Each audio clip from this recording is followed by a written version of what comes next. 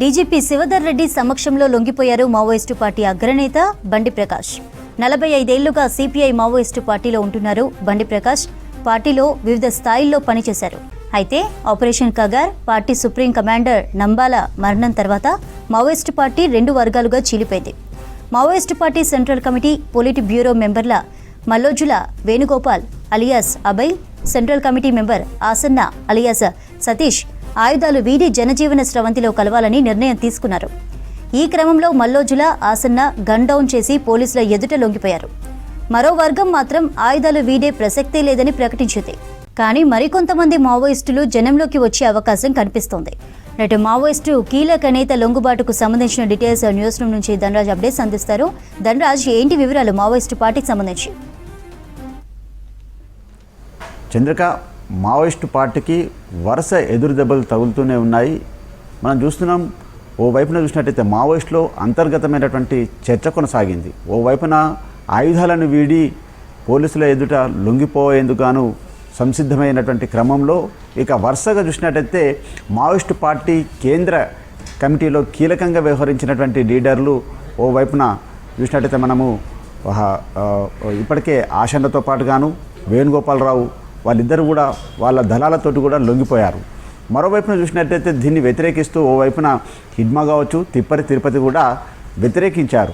ఇలాంటి సిచ్యువేషన్లో చూసినట్టయితే మొత్తం వరుసకు సంబంధించినటువంటి దళ సభ్యులు కూడా లొంగుబాట పట్టేందుకు ఇటు పోలీసుల ఎదుట కూడా చాలామంది కూడా లొంగిపోతున్నటువంటి సిచ్యువేషన్ కొనసాగుతుంది. ఇక మనకి ఇప్పుడు చూసినట్టయితే ఇప్పుడు సింగరేణి కార్మిక సమాఖ్యలో పనిచేసినటువంటి బండి ప్రకాష్, ఆయన గతంలో చూసినట్టయితే కార్యదర్శిగా చేశారు. దాంతోపాటు అజ్ఞాతంలో కూడా 4 దశాబ్దాల పైగా కూడా ఆయన మావోయిస్టులో కేంద్ర కమిటీ సభ్యుడు కూడా కొనసాగారు. అయితే బండి ప్రకాష్ చూసినట్టయితే ఇవాళ తెలంగాణ డీజీపీ శివధర్ రెడ్డి ఎదుట కూడా ఆయన లొంగిపోయారు. దీన్ని అధికారపూర్వకంగా కూడా డీజీపీ ప్రెస్ మీట్లో కూడా పూర్తి వివరాలను కూడా అందించనున్నారు. అయితే బండి ప్రకాష్ ఆయన నేపథ్యం కానీ ఆయన ప్రస్థానం చూసినట్టయితే చాలా వరకు అంటే ఆదిలాబాద్ జిల్లా మందమరిలో నుంచి సింగరేణి కార్మిక సమాఖ్యలను అక్కడ ఒక గని కార్మికుడిగా పనిచేస్తూ ఆ తర్వాత ఆయన ఉద్యమ ప్రస్థానంలో రాడికల్ స్టూడెంట్ నుంచి మొత్తం పీపుల్స్ వార్ అనుబంధ సంస్థలలో అందులో క్రియాశీలకంగా వ్యవహరించారు. ఆ తర్వాత చూసినట్టయితే రాష్ట్ర స్థాయి నాయకత్వం నుంచి కేంద్ర కమిటీ సభ్యుడిగా కూడా ఎదిగారు. మనం గతంలో చూసినట్టయితే 1988లో చూసినట్టయితే అప్పటి సిపిఐ నేత అయినటువంటి అబ్రహంను హత్య కేసులలో ఆయన ప్రధాన నిందితులుగా ఉన్నారు. ఆ తర్వాత అప్పటి అగ్రనాయకత్వమైనటువంటి నల్లా ఆదిరెడ్డి కావచ్చు, ఇతర సంబంధించినటువంటి నేతలు అప్పుడున్నటువంటి జైలు గోడలను బద్దలు కొట్టుకొని ఆ తర్వాత అజ్ఞాతంలోకి వెళ్ళిపోయినటువంటి బండి ప్రకాష్ చాలా రోజుల తర్వాత కూడా ఆయన పార్టీకి సంబంధించినటువంటి కీలక అంటే సికాసాలలో చాలా కీలక సంబంధించినటువంటి లేఖలు రాయడం మొదలుపెట్టారు. ఓవైపున చూసినట్టయితే లొంగుబాట పరంపరలో కొనసాగుతున్నటువంటి క్రమంలో చూసినట్టయితే మల్లోజుల కావచ్చు, ఆశన్నకు సంబంధించినటువంటి నిర్ణయాలను ఆయన మద్దతు పలకాడు. ఎందుకంటే ఆయుధాలను వీడాల్సిందే, ఇక లొంగుబాటుకు సంబంధించినటువంటి తప్పని పరిస్థితి ఏర్పడింది కాబట్టి తాము కూడా మద్దతు తెలుపుతున్నట్లుగాను బండి ప్రకాష్ తమ లేఖలలో వివరణ కూడా ఇచ్చారు.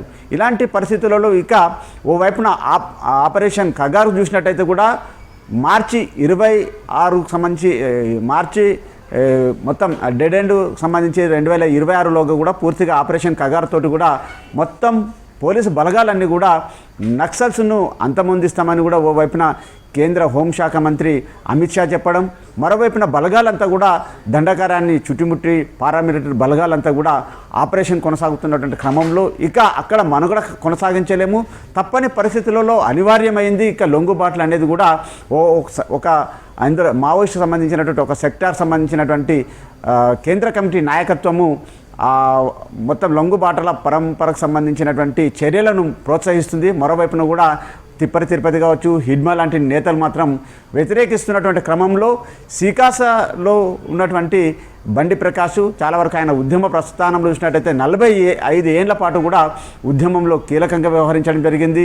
ఆ తర్వాత 4 దశాబ్దాలలో పాటుగాను పార్టీలో చాలా కీలకంగా పనిచేసినటువంటి బండి ప్రకాష్ ఇవాళ డీజీపీ శివధర్ రెడ్డి ఎదుట లొంగిపోవడంతో మావోయిస్టులకు మాత్రం చాలా వరకు ఇదొక కోలుకొని ఎదురు దెబ్బని తెలుస్తూ ఉంది. ఎందుకంటే సికాసలో చూసినట్టయితే చాలా క్రియాశీలకంగా వ్యవహరించినటువంటి బండి ప్రకాష్ ఆ తర్వాత ఆర్ఎస్యూలో కావచ్చు, ఆ తర్వాత మావోయిస్టు రాష్ట్ర నాయకత్వంతో పాటుగాను కేంద్ర కమిటీ సభ్యుడిగాను అంచెలంచెలుగా ఎదగడము, ఆయన ప్రతి వ్యూహాలు పన్నడంలో చాలా వరకు దిట్ట. ఇలాంటి బండి ప్రకాష్ ఇవాళ తెలంగాణ డీజీపీ శివధర్ రెడ్డి ఎదుట కూడా ఆయన అధికారపూర్వకంగా ప్రెస్ మీట్లో చూపించనున్నారు. మొత్తం మీద ఆయనతో పాటుగా మరి కొంతమంది లొంగుబాట్లకు సంబంధించినటువంటి పరంపరకు సంబంధించినటువంటి విషయాలు వివరాలన్నింటినీ కూడా డీజీపీ శివధర్ రెడ్డి వెల్లడించనున్నారు.